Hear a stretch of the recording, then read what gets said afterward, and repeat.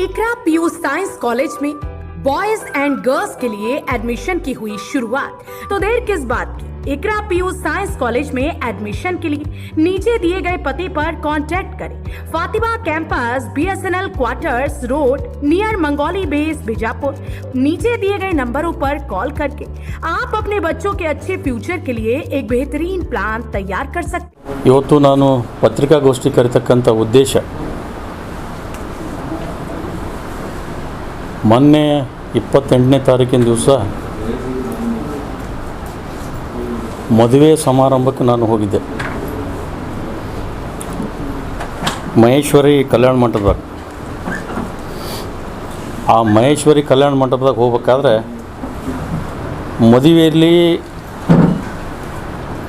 ಸಣ್ಣವರು ದೊಡ್ಡವರು ಎಲ್ಲರೂ ಇರ್ತಾರೆ. ಬರೀ ಸಣ್ಣವರು ಇರಬೇಕು ದೊಡ್ಡವರು ಇರಬೇಕಂತಕ್ಕಂಥ ಭಾವನೆ ಇರೋಂಗಿಲ್ಲ. ಆದರೆ ಆ ಮದುವೆ ಸಮಾರಂಭದಲ್ಲಿ ಹೊರಗೆ ಗೇಟ್ ಕಡೆ ಹೊರಗೆ ಅಲ್ಲಿ ಇರ್ತಕ್ಕಂಥ ಎಲ್ಲ VIP ಜನನೂ ಇದ್ದರು. ಅವ್ರ ಜೊತೆ ವಿಜಯಪುರದ ವಿಧಾನ ಪರಿಷತ್ತಿನ ಸದಸ್ಯ ಸುನಿಲ್ ಗೌಡ ಅಲ್ಲಿ ಅವರ ಕಾಂಗ್ರೆಸ್ ಕಾರ್ಯಕರ್ತರ ಜೊತೆ ಮಾತನಾಡ್ಕೊತ ನಿಂತಿದ್ರು. ಆ ಮದುವೆ ಸಮಾರಂಭದಲ್ಲಿ ಅವ್ರು ನಿಂತಿದ್ದು ನೋಡಿ ನಾನು 10 ನಿಮಿಷ ನನ್ನ ಗಾಡಿಯಲ್ಲಿ ನಾನು ಕೂತಿದ್ದೆ, ನಾನು ಇಳಿದಿಲ್ಲ. ಆದರೆ ಅವತ್ತು ನನ್ನ ಜೊತೆ ಇರ್ತಕ್ಕಂಥವ್ರು ಎಲ್ಲರೂ ಹೋಗಿ ಹಿಂದಗಡೆ ಮುಂದಗಡೆ ಎರಡು ಕಡೆ ಟ್ರಾಫಿಕ್ ಜಾಮ್ ಆಗಿತ್ತು. ಆ ಟ್ರಾಫಿಕ್ ಜಾಮ್ ಆದಾಗ ಗೌಡ್ರೆ ಒಂದು ಸ್ವಲ್ಪ ಗಾಡಿ ಮುಂದೆ ತಗೋರಿ ಅಂಥೇಳಿ ಅವ್ರಿಗೆ ಹೋಗಿ ರಿಕ್ವೆಸ್ಟ್ ಮಾಡ್ಕೊಂಡಾಗ ಅವ್ರು ನಮ್ಮ ಹುಡುಗರಿಗೆ ಅವಾಜ್ ಶಬ್ದಗಳಿಂದ ಬೈದು, ನೀನೇನು ಪೊಲೀಸ್ ಇದೆಯಾ, ಏನೇನು ಸಬ್ ಇನ್ಸ್ಪೆಕ್ಟರ್ ಇದೆಯಾ, ಯಾಕೆ ಗಾಡಿ ತೆಗಿಬೇಕು ಅಂತ ಅವರು ಆವಾಜ್ ಹಾಕಿದರು. ಆದರೂ ಕೂಡ ನನ್ನ ಗಾಡಿಯಲ್ಲಿಂದ ನಾನು ಕೆಳಗೆ ಇಳಿಲಿಲ್ಲ.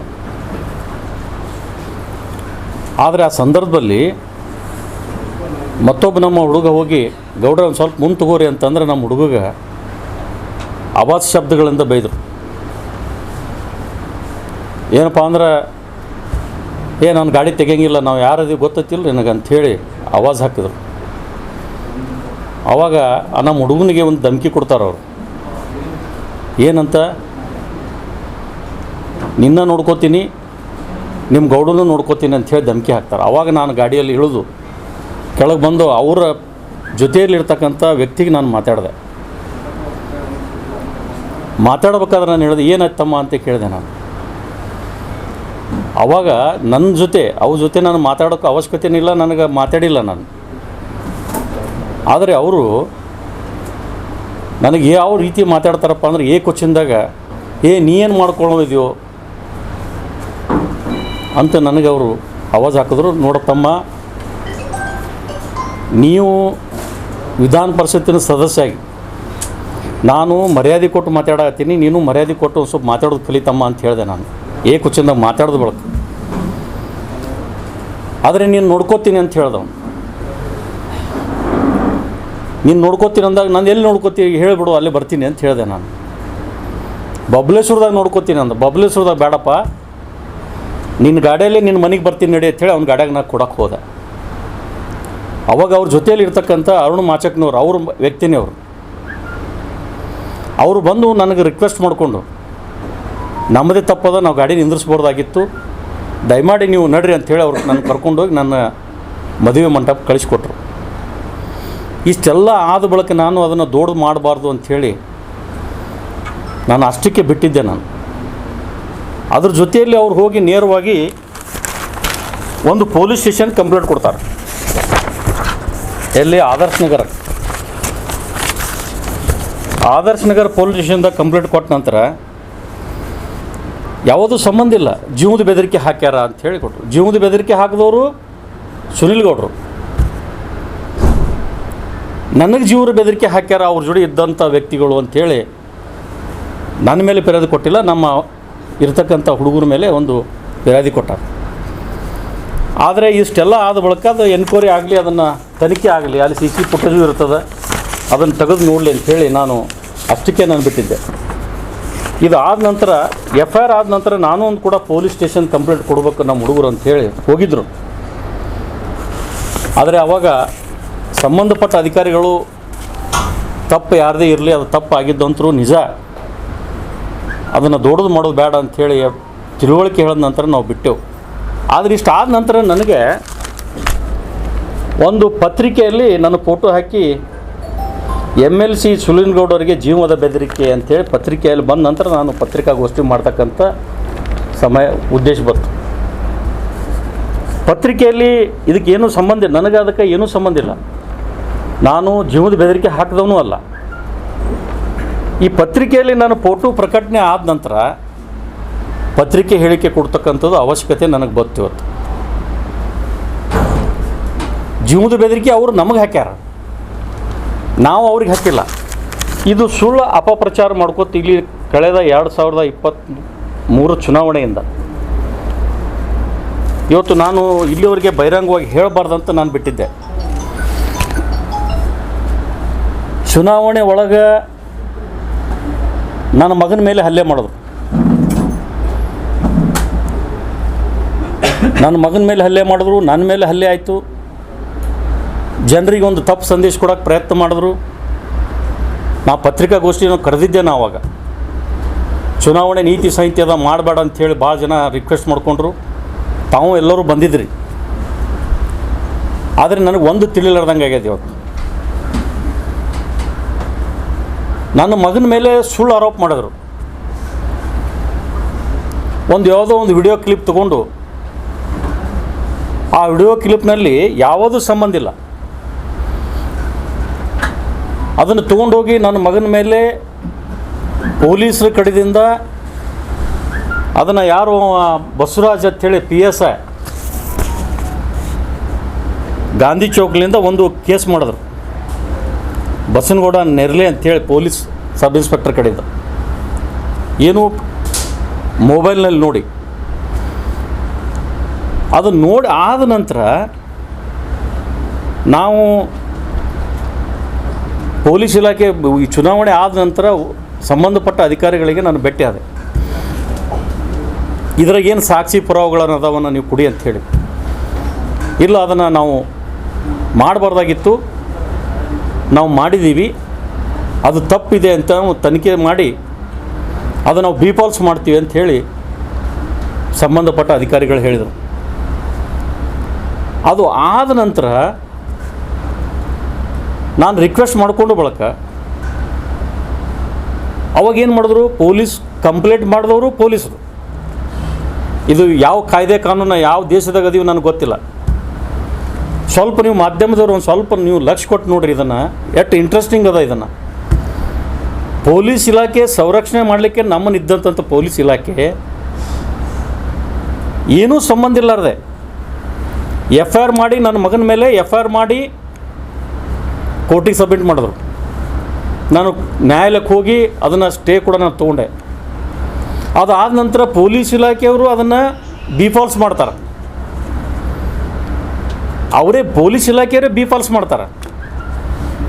ಅದನ್ನು ಬಿಫಾಲ್ಸ್ ಮಾಡಿ ಮತ್ತೆ ನಾನು ಉಸ್ತುವಾರಿ ಮಂತ್ರಿ ಇದ್ದೀನಿ, ಅದನ್ನು ಹೊಳ್ಳಿ ರಿವೋಕ್ ಮಾಡ್ಬೇಕಾದ್ರೆ ಅಂಥೇಳಿ ಮತ್ತೆ ಅದನ್ನು ರೀಓಪನ್ ಮಾಡೋಕ್ಕೆ ಅಪ್ಲಿಕೇಶನ್ ಕೊಡ್ತಾರೆ. ಇದು ಯಾವ ಕಾಯ್ದೆ ಕಾನೂನು? ಇದು FIR ಮಾಡೋರು ಅವರೇ, ಬಿಫಾಲ್ಸ್ ಮಾಡೋರು ಅವರೇ. ಮತ್ತು ಹೊಳ್ಳಿ ಅದನ್ನು ಕೋರ್ಟಿಗೆ ಹೋಗಿ ಜಡ್ಜಸ್ಗೆ ಅಲ್ಲಿ ಕೋರ್ಟಿಗೆ ಹೋಗಿ ಭೇಟಿಯಾಗಿ ಅಪ್ಲಿಕೇಶನ್ ಕೊಟ್ಟು ಅದನ್ನು ರಿವೋಕ್ ಮಾಡಿ, ಈ ರೀತಿ ಇವತ್ತು ನಮ್ಮ ಬಿಜಾಪುರ ಜಿಲ್ಲೆಯಲ್ಲಿ ಕಾಯ್ದೆ ಕಾನೂನು ನಡೆದದ. ಇವತ್ತು ಏನೋ ಚುನಾವಣೆ ಒಳಗೆ ಅವ್ರು ನಮಗೆ ಅನ್ಬೋದು, ನಾವು ಅವ್ರಿಗೆ ಅನ್ಬೋದು. ವೈಯಕ್ತಿಕವಾಗಿ ಯಾರಿಗೆ ಟೀಕೆ ಟಿಪ್ಪಣಿ ಮಾಡಲಿಕ್ಕೆ ಹಾಕಿಲ್ಲ. ಇಷ್ಟೆಲ್ಲ ಆದರೂ ಕೂಡ ನಡಬರ್ಕೊಮ್ಮೆ ನಾನು ಪೊಲೀಸ್ ಇಲಾಖೆಯವರಿಗೆ ಸ್ವತಃ ನಾನು ಊರಲ್ಲಿರಲಿಲ್ಲ. ನಾನು ಊರಲ್ಲಿಲ್ಲರ ಬಡ್ಡಿಗೆ ನನ್ನ ಮಗನ ಮೇಲೆ ಗಾಡಿ ಹಾಯಿಸ್ಲಿಕ್ಕೆ ಬಂದರು. ನಾನು ಬೇರೆ ಊರಲ್ಲಿದ್ದಾಗ ನನಗೆ ಫೋನ್ ಬಂತು. ಆ ಫೋನ್ ಬಂದಾಗ ಸಂಬಂಧಪಟ್ಟ ಪೊಲೀಸ್ ಇಲಾಖೆಯವರಿಗೆ ನಾನು ಫೋನ್ ಮಾಡಿ, ನನ್ನ ಮಗನಿಗೆ ಈ ರೀತಿ ನಡೆದದ, ನೀವು ಅದನ್ನು ಇಮಿಡಿಯೇಟ್ಲಿ ಯಾರು ಗಾಡಿ ಏನೋ ತನಿಖೆ ಮಾಡಿರಿ ಅಂಥೇಳಿ ಅಧಿಕಾರಿಗಳಿಗೆ ನಾನು ಫೋನ್ ಮುಖಾಂತರ ನಾನು ಕೇಳಿದೆ. ಆದರೆ ಇವತ್ತು ಇದುವರೆಗೆ ಅವ್ರ ಮೇಲೆ ಯಾವ ಕ್ರಮ ತಗೊಳ್ಳಂಗಿಲ್ಲ. ಎಲ್ಲರ ಮೇಲೂ ಕೇಸ್. ಚುನಾವಣೆಯಲ್ಲಿ ಅಂತರೂ ನನ್ನ ಮೇಲೆ, ನನ್ನ ಮಕ್ಕಳ ಮೇಲೆ, ನನ್ನ ಕುಟುಂಬದ ಮೇಲೆ ಈ ರೀತಿ ನಾನು ಯಾವುದೇ ಅಧಿಕಾರಿಗಳಿಗೆ ನಾನು ಸೂಚನೆ ಹೇಳಬಾರ್ದು, ರಿಕ್ವೆಸ್ಟ್ ಮಾಡ್ಕೋಬಾರ್ದು, ಅರ್ಜಿ ಕೊಡಬಾರ್ದು ಅಂಥೇಳಿ ನಾ ಇಲ್ಲಿವರೆಗೆ ತಡ್ಕೊಂಡು ಬಂದಿದ್ದೀನಿ. ನಾ ಮಾಧ್ಯಮದವ್ರಿಗೆ ಇಷ್ಟೇ ನಾನು ವಿನಂತಿ ಮಾಡ್ಕೋತೀನಿ. ಇದು ಏನಾಗ್ಯದ ಅಂದ್ರೆ ಗುಂಡಾಗಿರಿ ನಡೆದುಬಿಟ್ಟದೆ ಇದು ಬಿಜಾಪುರನಾಗ. ವಿಶೇಷವಾಗಿ ಬಬಲೇಶ್ವರ ವಿಧಾನಸಭಾ ಕ್ಷೇತ್ರದಾಗ ನಾವು ಯಾರೂ ತಿರುಗಾಡಬಾರ್ದು. ಅಧಿಕಾರ ನಡೆದದು ಇವತ್ತು. ನಾನು ಇಷ್ಟೇ ಹೇಳಲಿಕ್ಕೆ ನಾನು ಬಯಸ್ತೀನಿ ನೇರವಾಗಿ. ಜಿಲ್ಲಾ ಅಧಿಕಾರಿಗಳು, ಜಿಲ್ಲಾ ವರಿಷ್ಠಾಧಿಕಾರಿಗಳಿಗೆ ನಾಳೆ ನಾವು ಏನಾದರೂ ನನ್ನ ಕುಟುಂಬದವರು ಏನಾದರೂ ಅವ್ರು ಎಡವಿ ಬಿದ್ದರು, ಏನಾದರೂ ಆಘಾತ ಆಯ್ತಂದರೆ ಕಾರಣೀಭೂತರು ಅವರೇ ಆಗ್ತಾರೆ. ಇದು ನೇರವಾಗಿ ನಾನು ಹೇಳಲಿಕ್ಕೆ ನಾನು ಬಯಸ್ತೀನಿ. ಆದರೆ ಈ ರೀತಿ ದಬ್ಬಾಳಿಕೆ, ಈ ರೀತಿ ಗುಂಡಾಗಿರಿ ಇದನ್ನು ಮಾಡೋದನ್ನು ಸಹಿಸ್ಕೊಂಡು ಇಲ್ಲಿವರೆಗೆ ನಾವು 1 ವರ್ಷ ಸುಮ್ಮ ಕೂತಿದ್ದೀನಿ. ನಾನು ಇಷ್ಟೆಲ್ಲ ಆದ ಬಳಿಕ ಅಧಿಕಾರ ದುರುಪಯೋಗ ಹೆಂಗೆ ಮಾಡ್ಕೋತಾರತ್ತಂದ್ರೆ, ಅವರು ಅಧಿಕಾರ ಎದಕ್ಕೆ ಬೇಕಾಗ್ಯದತ್ತಂದ್ರೆ ಅವ್ರಿಗೆ ಸಾರ್ವಜನಿಕ ಕೆಲಸ ಮಾಡಲಿಕ್ಕೆ ಅಧಿಕಾರ ಬೇಕಾಗಿಲ್ಲ. ಅವ್ರಿಗೆ ಅಧಿಕಾರ ಎದಕ್ಕೆ ಬೇಕಾಗ್ಯದಪ್ಪ ಅಂದ್ರೆ ಗುಂಡಾಗಿರಿ ಮಾಡಲಿಕ್ಕೆ. ಎಷ್ಟು ಜನ ರೌಡಿ ಶೀಟರ್ಸ್ ಅದಾರ, ಎಲ್ಲರನ್ನ ಅವ್ರ ಜೊತೆ ಕರ್ಕೊಂಡು ತಿರುಗಾಡ್ತಾರೆ. ಯಾವ ಅಧಿಕಾರಿಗಳು ಏನೂ ಮಾಡೋಕ್ಕೆ ತಯಾರಿಲ್ಲ. ಅದಕ್ಕೆ ಗುಂಡಾಗಿರಿಗಳ ತಂದು ದಬ್ಬಳಿಕೆ ಹಾಕ್ಲಿಕ್ಕೆ ಪ್ರಯತ್ನ ಮಾಡ್ತಾರೆ. ಅದಕ್ಕೆ ನಾನು ನೇರವಾಗಿ ಇವತ್ತು ಜಿಲ್ಲೆಯ ಅಧಿಕಾರಿಗಳಿಗೆ ನಾನು ಹೇಳಿಕ್ಕೆ ನಾನು ಬಯಸ್ತೀನಿ. ಈ ಮುಂದಿನ ದಿನಮಾನಗಳಲ್ಲಿ ಏನಾದರೂ ಎಡವಿ ಬಿದ್ದರೆ, ನಮಗೇನಾದರೂ ಆಗತ್ತಾದರೆ ಅದಕ್ಕೆ ಕಾರಣೀಭೂತರು ಯಾರಪ್ಪ ಅಂತಂದ್ರೆ ಇವರೇ ಇಬ್ಬರು ಅಣ್ಣ ತಮ್ಮ ಆಗ್ತಾರೆ. ಇದನ್ನು ನಾನು ಹೇಳಲಿಕ್ಕೆ ನಾನು ಬಯಸ್ತೀನಿ. ದಯಮಾಡಿ ಇಂಥ ಸಣ್ಣತನಕ್ಕೆ ನಮ್ಮ ಮನೆತನದಿಂದ ನಾವು ಯಾರೂ ಇಳಿದೂ ಇಲ್ಲ. ಗುಂಡಾಗಿರಿ ಅಂಥೇಳಿ ನಮ್ಮ ಚುನಾವಣೆಯಲ್ಲಿ ಹೆಸರು ದುಬ್ಬಳಕೆ ಮಾಡಿಕೊಂಡ್ರು. ಆದ್ರೆ ಗುಂಡಾಗಿರಿ ಯಾರು ಮಾಡ್ತಾರೆ ಅಂದ್ರೆ ಇಡೀ ಬಬಲೇಶ್ವರ ವಿಧಾನಸಭಾ ಕ್ಷೇತ್ರದಾಗೆ ನನಗೆ 80,000 ಮತಗಳನ್ನು ಹಾಕಿದ್ದಾರೆ. ಇವತ್ತು 80,000 ಮತ, ಇವತ್ತು 35-40,000 ಮತಗಳ ಹಾಕೊಂಡವ್ರು ಇವತ್ತು ಶಾಸಕರು ಆಗ್ಯಾರ, ಮಂತ್ರಿಗಳೂ ಆಗ್ಯಾರ. ನಾನು 4 ಸಲ ಚುನಾವಣೆಯಲ್ಲಿ ಸೋತರೂ ಕೂಡ ನಾನು ಸೋತಿಲ್ಲ. ನಾನು ಬಬಲೇಶ್ವರ ವಿಧಾನಸಭಾ ಕ್ಷೇತ್ರ ಜನ ನನ್ನನ್ನು ಎತ್ತಿ ಹಿಡಿದಾರೆ. ಆ ಜನದ ಸಲುವಾಗಿ ನನ್ನ ಪ್ರಾಣ ಆದರೂ ಮುಡುಪಿಡಕ್ಕೆ ನಾನು ತಯಾರಿದ್ದೀನಿ. ದಯಮಾಡಿ ಇವತ್ತು ನಿಮ್ಮೆಲ್ಲ ಮಾಧ್ಯಮದವರಿಗೆ ನಾನು ವಿನಂತಿ ಮಾಡ್ಕೋತೀನಿ, ಇದನ್ನು ಜಿಲ್ಲೆಯಲ್ಲಿರ್ತಕ್ಕಂಥ ಎಲ್ಲ ಅಧಿಕಾರಿಗಳು ಇದನ್ನು ಗಮನದಲ್ಲಿ ಇಟ್ಕೊಂಡು ಇನ್ನು ಮುಂದೆ ಏನಾದರೂ ಕಾರಣೀಭೂತ ಏನಾದರೂ ನಮ್ಮ ಮನೆತನಕ್ಕೆ ನನ್ನ ಕುಟುಂಬದ ಮೇಲೆ ಆದರೆ ಅವರೇ ಕಾರಣರು ಅಂಥೇಳಿ ನಾನು ಇವ್ರಿಗೆ ಹೇಳಲಿಕ್ಕೆ ನಾನು ಬಯಸ್ತೀನಿ. ಸರ್, ನಾನು ಕೊಡ್ಬೋದು ಅಂತೇಳಿ ಕೊಟ್ಟಿದ್ದೆ. ನಾನು ಕೊಟ್ಟ ಅಪ್ಲಿಕೇಶನ್ ನಮ್ಮವರು ಕೊಟ್ಟಿದ್ದರು. ಇದೇನು ಕೇಸ್ನಲ್ಲಿ ಇದು ನಮಗೆಲ್ಲ ಸತ್ತಾಂಶ ಗೊತ್ತದ. ಇದನ್ನು ಮಾಡೋದು ಬೇಡ ಅಂಥೇಳಿ ರಿಕ್ವೆಸ್ಟ್ ಮಾಡ್ಕೊಂಡು ಬಳಿಕ ನಾವು ಒಬ್ಬ ಅಧಿಕಾರಿಗಳಿಗೆ ನಾವು ಮಾನ್ಯತೆ ಕೊಟ್ಟು ನಾವು ಹಿಂಸರಿದೀವಿ. ಅದನ್ನು ನಾವು ಕ್ರಮ ತಕ್ಕೋತೀವಿ. ನೀವು ಒಂದು ಸ್ವಲ್ಪ ಶಾಂತ ರೀತಿಯಿಂದ ಇರೋದು ನಮ್ಮ ಸಲಹೆ ಅಂತ ಹೇಳಿದ್ರು, ಅದಕ್ಕೆ ನಾನು ಸುಮ್ಕೋತೀನಿ ಇಟ್ಟೆ. ಸರ್, ಮತ್ತು ಇದೇ ರೀತಿ ಆಯ್ತಪ್ಪ ಅಂದ್ರೆ ಅದು ಮುಂದಿನ ನಾ ಏನು ಮಾಡ್ತೀನಿ ಈಗ ಹೇಳಂಗಿಲ್ಲ. ಅದಕ್ಕೆ ಕಾದು ನೋಡಿ ಇಟ್ಟೆ. ಅಲ್ಲ, FIR ಮಾಡಲಿ, ಅದು FIR ಮಾಡಲಿ, ಅದು ತನಿಖೆ ಮಾಡ್ತೀನಿ ಅಂತ ಹೇಳ್ಯಾರು. ಮಾಡಲಿ, ಅವರು ಮಾಡಲಿಲ್ಲ ಅಂದ್ರೆ ಕೋರ್ಟ್ ಇದೆ. ಇವ್ರು ಪೊಲೀಸ್ ಇಲಾಖೆಯವ್ರು ತೊಗೊಳ್ಳಿಲ್ಲ ಅಂದ್ರೆ ಕೋರ್ಟಿಗೆ ಸಬ್ಮಿಟ್ ಮಾಡ್ತೀನಿ. ಕೋರ್ಟ್ ಇದೆಯಲ್ಲ, ನಾನು ರೆಡಿ ಇದೆ, ನನ್ನ ಪೇಪರ್ಸ್ ಎಲ್ಲ ರೆಡಿ ಅದಾವೆ, ನಾ ಇಟ್ಕೊಂಡೇ ಕೂತೀನಿ. ಮತ್ತು ಇದಕ್ಕೆ ಇನ್ನೊಂದು ಸ್ವಲ್ಪ ದಿವ್ಸ ಕಾದು ನೋಡ್ರಿ. ಇದಕ್ಕೆ ಉತ್ತರಗಳು ಭಾಳ ಅದಾವೆ ನನ್ನ ಹತ್ರ. ಅದನ್ನು ನಾನು ಮಾಡಬಾರ್ದತ್ತು ಬಿಟ್ಟೀನಿ, ಅದನ್ನು ಮಾಡ್ತೀನಿ. ನೋಡಿ, ಇದನ್ನು ಸುಳ್ಳು ಹೇಳಲಿಕ್ಕೆ ಅಲ್ಲಿ ಯಾರಿದ್ರು ಅಲ್ರಿ, ಅರುಣ್ ಮಾಚಕ್ನವ್ರು ಯಾರು ರೀ? ಅವ್ರು ಯಾಕೆ ಬಂದು ನಾನು ರಿಕ್ವೆಸ್ಟ್ ಮಾಡಿಕೊಂಡು ನನ್ನ ಗಾಡಿಯಾಗ ಕೊಡ್ಸಿದ್ರು? ಅವ್ರ ಮಾತಿಗೆ ಹೋಗ್ಕೊಟ್ಟು ನಾನು ಬಂದಿಲ್ಲ. ಅರುಣ್ ಮಾಚಕ್ನವ್ರು ಅವ್ರು ಬಲಗೈ ಬಂಟ್ರು. ಅವ್ರು ಯಾಕೆ ರಿಕ್ವೆಸ್ಟ್ ಮಾಡ್ಕೊಂಡ್ರು ನನಗೆ? ಸರ್, ನಮ್ಮದು ತಪ್ಪದ, ನೀವು ಬರ್ರಿ ಪ್ಲೀಸ್, ನನ್ನ ಮಾತು ಕೇಳ್ತಿರಲಿಲ್ಲ ಅಂತ ರಿಕ್ವೆಸ್ಟ್ ಮಾಡ್ಕೊಂಡು ನನ್ನ ಮದುವೆ ಕಲ್ಯಾಣ ಮಂಟಪ ಕರ್ಕೊಂಡು ಹೋದರು. ಅವ್ರಿಗೆ ಗೊತ್ತಿದ್ದಿಲ್ಲ ಯಾರು ಧಮಕಿ ಹಾಕಿದ್ರು ಅಂದ. ಮತ್ತು ಅವ್ರಿಗೆ ಹೇಳಿದಿಲ್ಲ, ನಾ ಬಬಲೇಶ್ವರದಾಗ ನೋಡ್ಕೋತೀನಿ ಅಂದರು. ಬಬಲೇಶ್ವರ ಬೇಡ ಸ್ವಾಮಿ, ನಿನ್ನ ಮನೆಗೆ ಬರ್ತೀನಿ ನಡಿ ಅಂತೇಳಿ ಅವ್ನ ಗಾಡಿಗೆ ಕೂಟ್ರಕ್ಕೆ ಹೋಗಿ, ನನ್ನ ಗಾಡಿಯಾಗಲ್ಲ.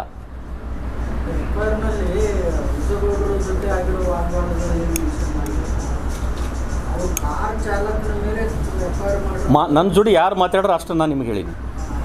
ನನ್ನ ಜೊತೆ ಯಾರು ಮಾತಾಡ್ಯಾರ ಅವರು ನನ್ನ ಜೊತೆ ಮಾತಾಡಿದ್ದು. ನಾನು ಕಾರ್ ಚಾಲಕ, ಅವ್ರ ಗನ್ಮ್ಯಾನ್ನ, ಅವ್ರ PAಗೂ ಮಾತಾಡೀನಿ ನಾನು. ಅವ್ರಿಗೆ ಮಾತಾಡೋ ಮುಂದೆ ಇವ್ರದ್ದು ಏನು ಕೆಲಸ ಇತ್ತಲ್ಲಿ? ಸುಮ್ಮನೆ ಕೊಡ್ಬೇಕಾಗಿತ್ತಲ್ಲ ತಾವು ಗಾಡಿಯಲ್ಲಿ. ಗ್ಲಾಸ್ ಇಳಿದು ಹೊಡೆಯೋರ್ಗತ್ಲೆ ಬರೋದು ಏನು ಅವಶ್ಯಕತೆ ಇತ್ತು?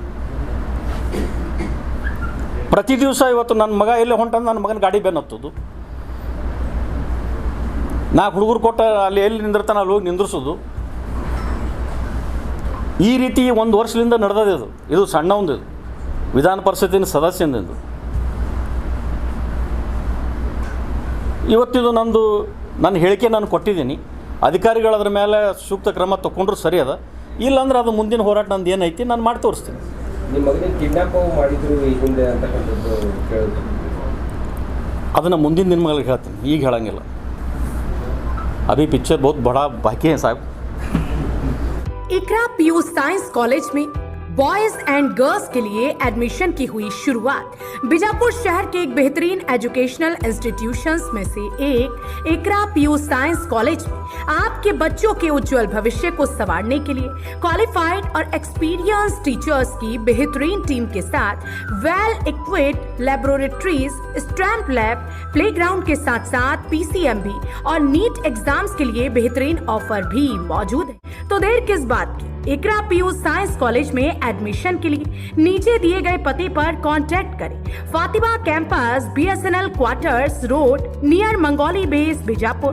नीचे दिए गए नंबरों पर कॉल करके आप अपने बच्चों के अच्छे फ्यूचर के लिए एक बेहतरीन प्लान तैयार कर सकते हैं। जुड़े रहिएगा आपके अपने चैनल बीजापुर समय के साथ।